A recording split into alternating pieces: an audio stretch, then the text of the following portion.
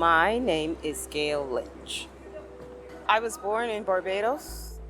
My childhood was really going to the beach, running around in cane fields. So it was village life where everybody looked out for everybody. We were not rich, we were obviously poor, but maybe the most important thing is that we were happy.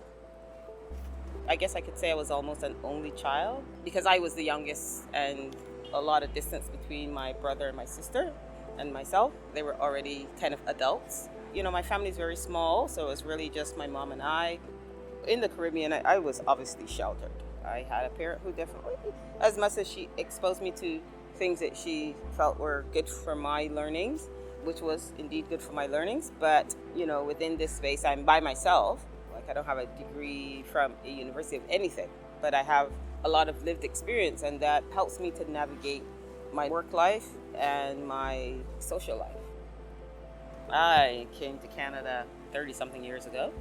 I came because I wanted to have this relationship with the person who is supposed to be my father. That was really why I came. I wanted to have that relationship. I think as a kid growing up, it wasn't there, and I wanted to have that relationship. It was a difficult transition from Barbados and went through that immigration process, which was extremely difficult.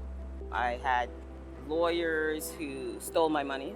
I lost about $3,000 on lawyers here in Canada. Yeah, say, yeah, we can do this, we can do that. Pay the money up front and nothing. They don't answer my calls, they don't pick up the calls. That was extremely difficult. I've been homeless, had to sleep out of my car. I think everything that you would think that an immigrant has been through, I've been through it, and then some. So you come out on the other side of that, right? For me, it was a lot about what my mother taught me as a child, seeing her persevering against all odds, and watching her go through that just let me know that I could do it too. So I persevered. I'd never done any kind of hard labor in my life, right? Because I was an academic, so I was not accustomed to hard labor. I had to work in a factory, and that was difficult. But, you know, my mother had taught me just to persevere regardless of your situation. Whatever job you're doing, do it to the best of your ability, do it with integrity. And that is the mindset that I took on. And so even in that job, within 3 months, they offered me the role of a supervisor. I'm in the field of training and development, and I work for Maple Leaf Foods. I'm a learning lead. I support food safety, food quality, and technical services. Whether they may come and say, you know, this is something we're trying to solve, can you help us solve for it from a training perspective? One of the things that I want to create actually is a school that focuses on mixology for non-alcoholic cocktails and alcohol-free cocktails. So it's like marrying my two loves, making cocktails and training and development. I was able to call up a few people and say, can you come test these drinks out?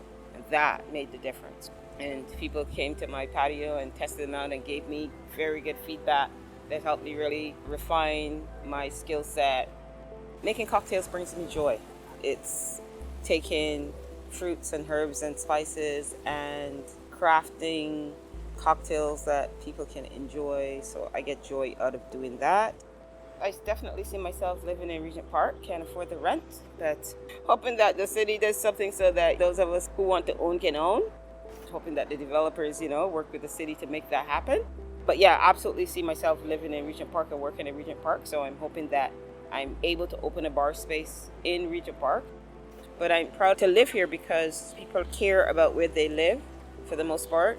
And because of that, they're advocating for better for the community, right? And if you're advocating for the community, you may be advocating for yourself to some degree, but you're also advocating for the good of all of the community. I like to walk from the top to the bottom of Sumac.